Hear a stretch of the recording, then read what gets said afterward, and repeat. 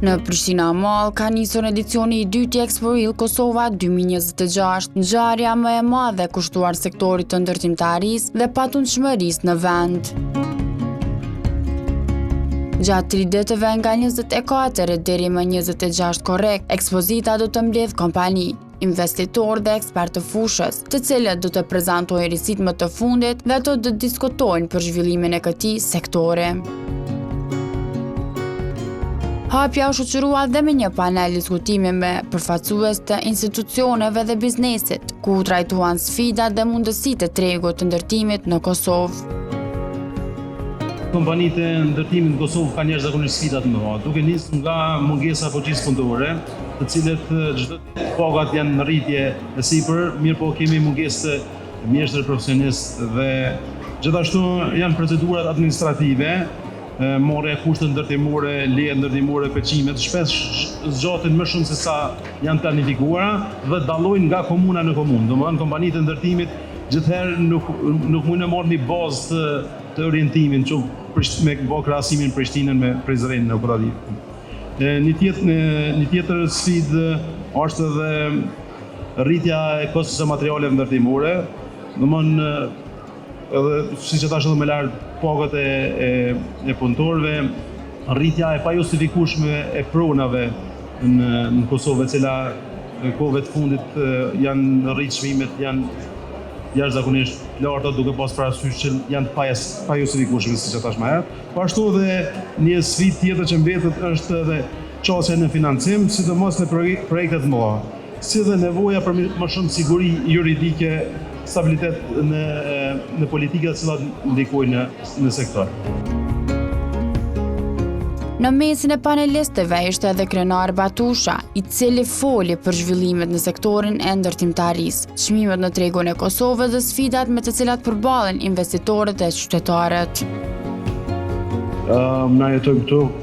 gjithashtu ndëgjojmë edhe që për shtresën pak të ulët dhe të mesme, është pak ma vështirësi të vitet e fundit për me blej pronën, për arsye që nëse ke mujt me blej një pronë me 800 euro për metrin katror ose 700, ma nuk mëresh me blej ato, plus kamatat janë rrit, edhe çmimet janë rritur që disa prej tyre kanë vështirësitë e veta, por na si kompani kemi prap rritje të kërkesës, sepse dihet që gjithmonë tregu i patundshmërisë lëviz dhe nuk ndalet. Edhe çdo herë, sidomos në Kosovë, ka pas zhvillim të mëtueshme sepse e kena gjithashtu pak ndihmën e diasporës. Prona që kërkohet mas shumti, prap vazhdon të dominoj banesat, për arsye që jemi në vend në rritje dhe vazhdimisht ka pas ndërtime të reja dhe familjet kanë shku të vazhdu me jetu vetë, kështu që mas shumti vazhdon të jetë kërkesa për banesa, po gjithsesi vlen të cekët që kërkesa për toka është rrit hala më shumë, që shkon te pjesa e dytë edhe te shtëpia. Sidomos viteve të fundit pas pandemisë, kërkesa për shtëpi rrit kaq shumë, dhe ka nevojë për lagje hala më shumë, për të cilat ofrojnë disa kualitete pak më ndryshe se që kanë ofruar deri tash. Besnik Vasolli vlerëson se sektori ka potencial për zhvillim edhe më të madh. Sipas tij, krahas rritjes së kërkesës për banem, Kosova duhet të krijojë kushte për investime më të mëdha dhe një zhvillim më strategjik të kësaj fushë. Klimën e Kosovës shohim si goxha të mirë, por me mundësi të përmirësimit, mbi të gjitha nga nevojitet parashikueshmëri më e madhe, nga nevojitet edhe ofertë edhe trajtim strategjik i kësaj fushë. Mirë është që ka kërkesë për banim, por unë mendoj që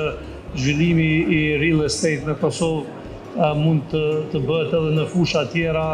ku mund të tërheqim edhe investitorë më të mëdhenj ndërkombëtar, të cilët mund ta konsiderojnë Kosovën si një vend të mirë strategjik për investimet e tyre. Na si vend duhemi me trajtu investimet në një mënyrë pak më strategjike, sepse përfitimet që i ka Kosova nga këto investime